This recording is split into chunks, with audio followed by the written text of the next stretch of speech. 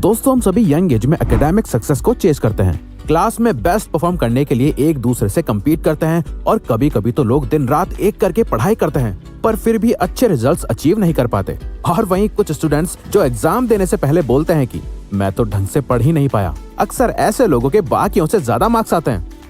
इसका reason author Cal Newport अपनी book how to become a straight A student में define करते हुए कहते हैं, हमें स्टडी हार्ड पे नहीं, स्टडी स्मार्ट पर फोकस करना चाहिए। जो ए ग्रेड स्टूडेंट होते हैं वो बाकियों से बहुत ज्यादा मेहनत नहीं करते, वो भी सेम नंबर ऑफ आवर्स के लिए पढ़ते हैं। कई बार तो बहुत ही कम स्टडी करते हैं, पर उनका सीक्रेट होता है कि वो उस टाइम में बहुत इफेक्टिवली पढ़ते हैं। वो कुछ ऐसी स्ट्रेटेजीज और टेक्निक्स यूज करते हैं जिससे कि वो कम से कम टाइम में ज्यादा से ज्यादा नॉलेज ले पाते हैं। और कैल न्यूपोर्ट इसके पीछे का रीजन, सीक्रेट्स और स्ट्रेटेजीज इन पॉइंट्स में कवर करते हैं। So number 1, quiz and recall.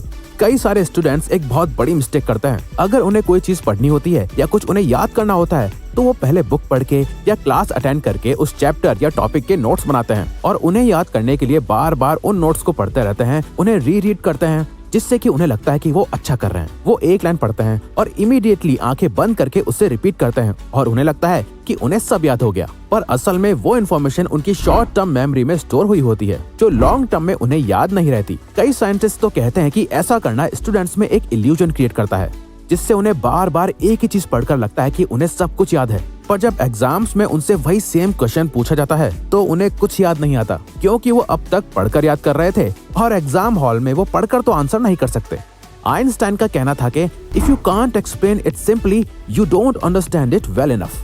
इसीलिए ऑथर कहते हैं कि जब आप क्विज एंड रिकॉल मेथड का यूज करते हो, जहां आपने जो पढ़ा है उसे बार बार पढ़ के याद करने के बजाय अगर आप उसे खुद को समझाने लगते हो, उसे ठीक से समझते हो, जहां आप ही स्टूडेंट और आप ही टीचर होते हो, बजाय रट्टा मारने के अगर आप उसे लिख लिख के समझते हो, खुद को एक्सप्लेन करते हो और बार बार लिखते हो, तो अब जब भी आपसे वो सेम क्वेश्चन पूछा जाएगा तो आपकी राइटिंग और एक्सप्लेनिंग मेमोरी ट्रिगर हो जाएगी और आप एग्जाम में सही से लिख पाओगे, क्योंकि आपने लिखने की प्रैक्टिस की थी और आपने सिर्फ पढ़ा नहीं था बल्कि समझा था।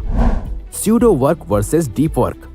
स्यूडो वर्क को ऑथर डिस्क्राइब करते हुए कहते हैं, ये वो काम होता है जहां आप अपनी बुक के साथ डेस्क पर बैठते हो, जहां साथ में आपका फोन आपके पास होता है, उसमें कॉन्टिन्यूअस नोटिफिकेशंस आ रही होती हैं, या फिर साथ में टीवी ऑन होता है या बैकग्राउंड में आपके दोस्त मजे कर रहे होते हैं और उनकी बातें आपको सुनाई दे रही होती हैं। यानी जहां आपके काम के आसपास कई ऐसी चीजें होती हैं जो आपको डिस्ट्रैक्ट करती हैं और आपको फोकस और कंसंट्रेशन नहीं करने देती। वहीं डीप वर्क में आपका फोकस सिर्फ एक ही चीज पर होता है, आपके ब्रेन के पास उस काम पर फोकस करने के अलावा कोई दूसरा ऑप्शन नहीं होता। ऑथर इसका एक इक्वेशन भी देते हैं जिसके according work accomplished is equal to time spent into intensity.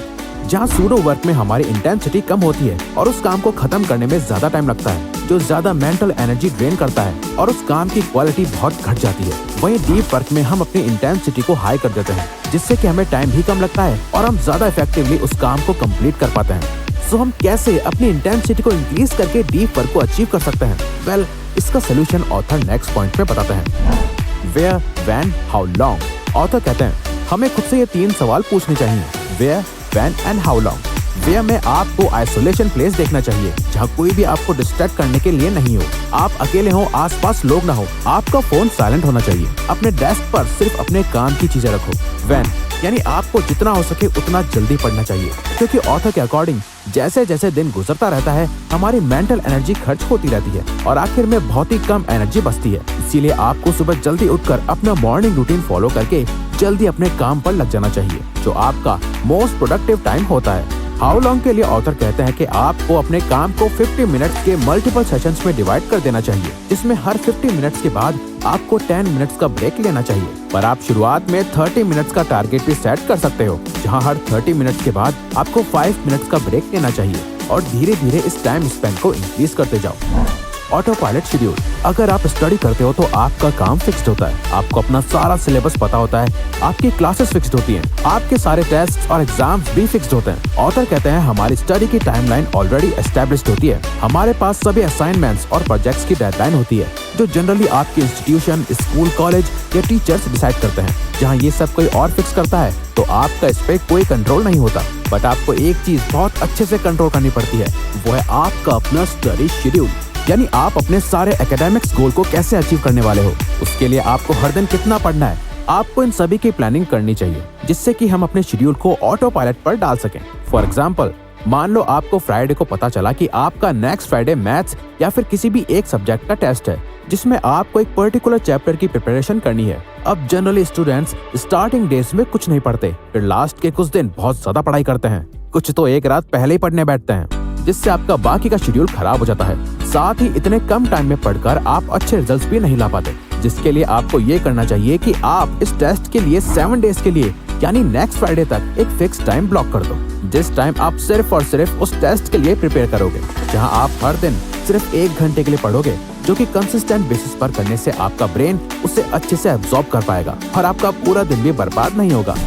Take care of your physical health. कई सारे स्टूडेंट्स की ऑथर से यही कंप्लेन होती है कि वो फोकस नहीं कर पाते, उन्हें बहुत नींद आती है, उनमें एनर्जी नहीं है, वो मोटिवेटेड नहीं रहते और बहुत जल्दी बीमार पड़ जाते हैं। बट आप ही सोचिए कि ऐसी बैड फिजिक्स से कोई भी एक ए ग्रेड स्टूडेंट बन सकता है? आंसर है नो, क्योंकि आपकी फिजिकल हेल्थ आपके एकेडमिक एक्सीलेंस की फाउंडेशन होती है। एक ए ग्रेड स्टूडेंट होने के लिए आपको ओलंपिक एथलीट की बॉडी बनाने की जरूरत नहीं है, बट आपको अपनी बॉडी के सभी फंक्शंस को बेटर कंडीशन में रखना बहुत जरूरी है। फॉर एग्जाम्पल, मान लो आप रास्ते में कहीं जा रहे थे और आपका एक्सीडेंट हो गया और आपके पैर में काफी ज्यादा चोट लग गई।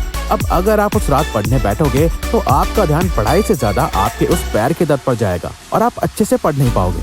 अगर आपकी बॉडी अच्छी कंडीशन में नहीं है तो आपकी बॉडी खुद आपके लिए डिस्ट्रैक्शन बन जाएगी, जहां आपके ब्रेन का फोकस आपकी बॉडी में चल रहे छोटे मोटे इश्यूज में ही इतना उलझा रहेगा कि पढ़ाई पर फोकस ही नहीं कर पाएगा।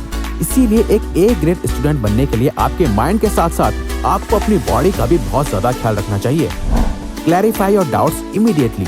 कई स्टूडेंट्स पढ़ते टाइम अपने डाउट्स को बचा के रख लेते हैं, जिन्हें वो एग्जाम से कुछ हफ्ते पहले क्लियर करना शुरू करते हैं, जिससे वो एग्जाम्स को लेकर और एंशियस और पैनिक होने लगते हैं, जिसका ऑथर कहते हैं कि एक ही सोल्यूशन है, ask questions, a lot of them. जितने भी ए ग्रेड स्टूडेंट्स होते हैं उन सभी में एक चीज कॉमन होती है, उन्हें चीजों की बहुत डीप नॉलेज होती है। ऐसा नहीं होता कि वो कुछ इंपॉर्टेंट पढ़ते हैं और अगर उन्हें समझ नहीं आता तो वो उसे छोड़ देते हैं, बल्कि वो उस डाउट को इमीडिएटली क्लियर करते हैं, क्योंकि ए ग्रेड स्टूडेंट्स कभी हाफ नॉलेज में रिलाई नहीं करते।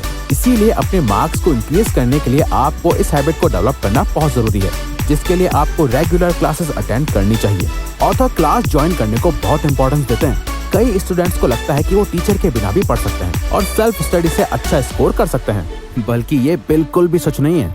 आपका टीचर चाहे कितना भी बोरिंग हो, उनकी क्लास ज्वाइन करने से, उनसे क्वेश्चंस पूछने से, अपने डाउट्स क्लियर करने से आप अपना प्रेशियस टाइम सेव करते हो और ज्यादा तेजी से कॉन्सेप्ट्स को समझ सकते हो, उन्हें याद कर पाते हो, जो कि सेल्फ स्टडी से करना बहुत ज्यादा मुश्किल होता है। तो अगर आपको ये वीडियो अच्छी लगी तो वीडियो को लाइक और सब्सक्राइब बटन पे क्लिक करके इस चैनल को ग्रो करने में सपोर्ट करो और बेल नोटिफिकेशन ऑन कर लीजिएगा ताकि आप आने वाली वीडियोस मिस न कर पाओ। Thank you for watching.